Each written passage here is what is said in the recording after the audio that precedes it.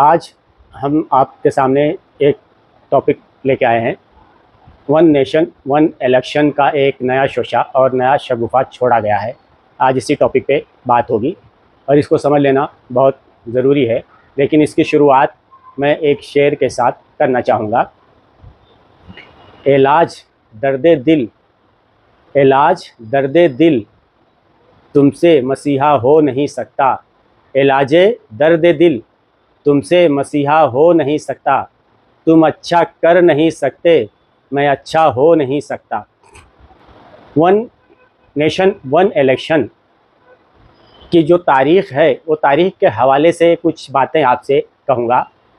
देश हमारा जब आज़ाद हुआ तो आज़ादी के बाद जब इलेक्शन हुए और 1967 तक पार्लियामेंट और असेंबली के इलेक्शन एक साथ हुआ करते थे।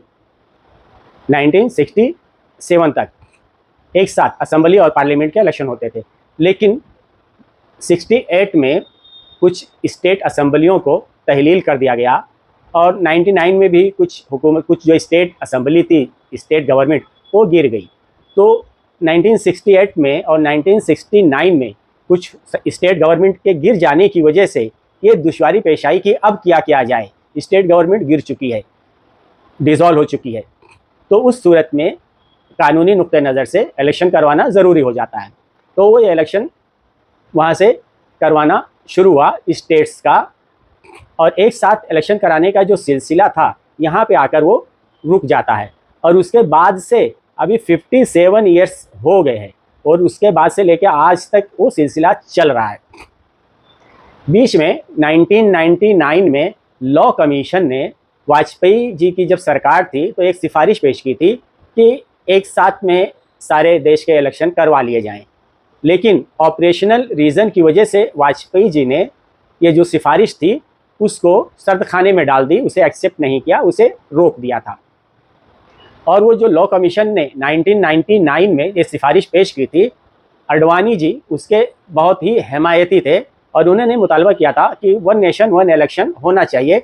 और उसके साथ में अडवाणी का एक मुतालबा और भी था कि जो हमारे इलेक्शन होते हैं वो इलेक्शन में जो पैसों की रेल पेल होती है, इतना ज़्यादा पैसा खर्च किया जाता है, बेइंतहा पैसे खर्च होते हैं, उस पर रोक लगाने के लिए जो इलेक्शन है वो सरकारी पैसे पे कराया जाए। यानी जितने भी कैंडिडेट खड़े हो रहे हैं इलेक्शन में, उन तमाम कैंडिडेट्स को इक्वल बराबर सबको पैसा दिया जाए और सरकारी पैसा दिया जाए और सरकारी पैसे पे वो इलेक्शन लड़ा जाए।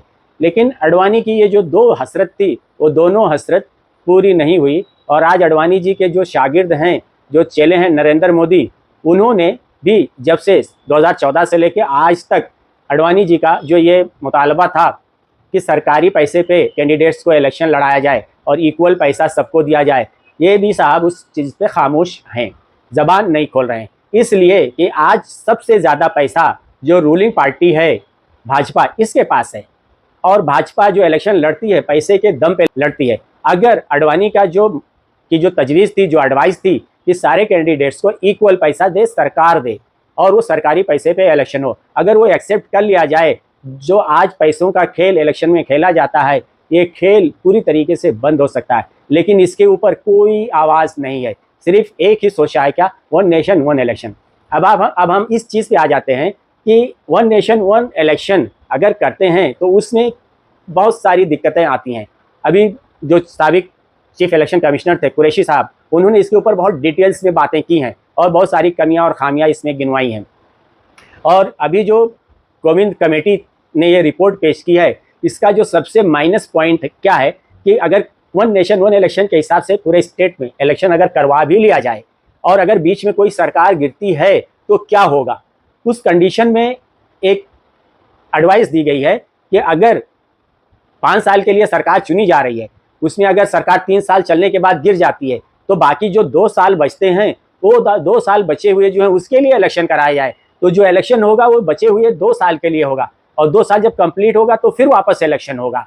तो ये इस तरह से करने से जो एक कैंडिडेट 5 साल के लिए पैसा खर्चा करता है कि 5 साल सरकार के लिए, अब वो 3 साल में अगर कोई सरकार गिर जाती है और 3 साल के बाद फिर इलेक्शन होता है, वो भी 2 साल के लिए इलेक्शन होगा, तो इतना पैसों का उसके अंदर खेल होगा कि हम और आप सोच भी नहीं सकते हैं। ये तो इनकी खामियां थी। और एक और बड़ी बात यह है कि इसके अंदर जो है ये सिर्फ एक प्रोपेगेंडा किया जा रहा है, एक प्रोपेगेंडा, और प्रोपेगेंडा मतलब झूठा जो है प्रोपेगेंडा। और आज की जो फासिस्ट हुकूमतें हैं ये नाजी जर्मनी से बहुत ही इंस्पायर हैं, मुतासिर हैं। गोबाइल्स गोबाइल्स गोबेल्स जो था हिटलर का प्रोपेगेंडा मिनिस्टर था और उसका काम ही था सिर्फ और सिर्फ प्रोपेगेंडा। झूठ को इतना फैलाओ और इतना बोलो कि लोग उस झूठ को सच मानने लगे। और गोबेल्स का दो ही जो है काम था, मकसद प्रोपेगेंडा का। पहला मकसद तो ये था कि हिटलर को सुपर हीरो बना दो और उसको इतना बढ़ा चढ़ा कर पेश करो कि वो भगवान का दर्जा उसको दे दो कि वो भगवान है, वो इंसान से सुपरमैन, सुपरमैन से भगवान। ये उसका पहला मकसद था और उस मकसद में वो काफ़ी हद तक कामयाब था। उस पस मंज़र में अगर हम देखते हैं तो आज हमारे देश में जो चल रहा, जो फासिस्ट हुकूमत है, ये भी जो हमारे पीएम हैं नरेंद्र मोदी जी, इनको सुपरमैन, सुपर हीरो से लेके भगवान का दर्जा, और भगवान का दर्जा कोई और देता, उससे पहले उन्होंने खुद कह दिया कि मैं खुद नॉन बायोलॉजिकल हूँ। हो सकता है मेरी माँ ने मुझे जन्म दिया, खुद भगवान बन गए। तो ये है प्रोपेगेंडे का एक हिस्सा। और दूसरा जो प्रोपेगेंडे का हिस्सा था कि अपोजिशन को के लिए इतना ऐसा प्रोपेगेंडा करो और इतनी नफरत और दुश्मनी आवाम के अंदर, उसके लिए जज्बात भर दो आवाम के दिलों में कि पब्लिक, जनता जो अपोजिशन है उससे नफरत करने लगे और वो नफरत की आग लोगों के दिलों में अपोजिशन के लिए बन जाए।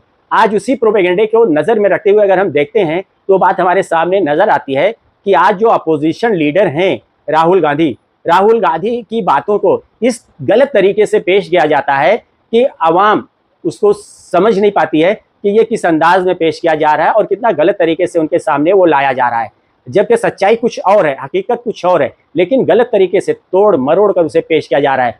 तो गोबाइल्स के जो हिटलर के का जो दो टॉपिक था, एक को तो भगवान बना दो और एक को पब्लिक की नज़र में दुश्मन बना दो, इन दो चीज़ों पे उनका जो थ्योरी थी काम करने की, आज उन्हीं के नक्शे कदम पर हमारे यहाँ देश में जो रूलिंग पार्टी है, भाजपा, आरएसएस, विश्व हिंदू परिषद, बजरंग दल और इससे जुड़े हुए जितने भी लोग हैं, सब नाजी जर्मन के, हिटलर के नक्शे कदम पे चलते हुए काम कर रहे हैं। लेकिन हिटलर ने भी कहा था कि हम 100 साल तक सरकार चलाएंगे।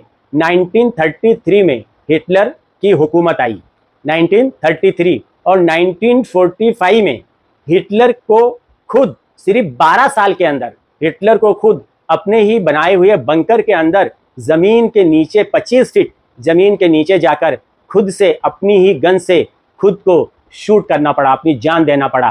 30 अप्रैल 1945 को हिटलर खुद अपनी जान दे देता है।